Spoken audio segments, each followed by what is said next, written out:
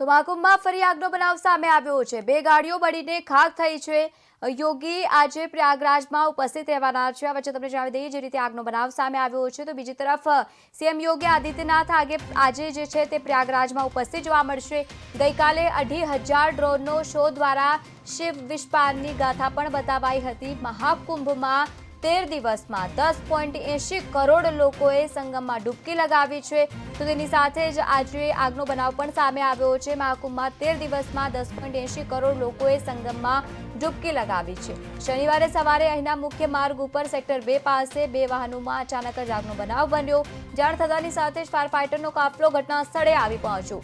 થોડીક જ વારમાં આગને કાબુ લેવામાં આવ્યો હતો। ફાયર ઓફિસરે જણાવ્યું છે કે ફોન કોલ આવ્યો અને ત્યારબાદ અમે તરત જ આવી પહોંચ્યા હતા। જોકે ઘટનામાં કોઈ જાનહાનિના સમાચાર સામે નથી આવ્યા અને વાહન પણ આંશિક રીતે બળીને ખાખ થયા હતા। આગને કાબૂમાં લેવામાં આવ્યા છે।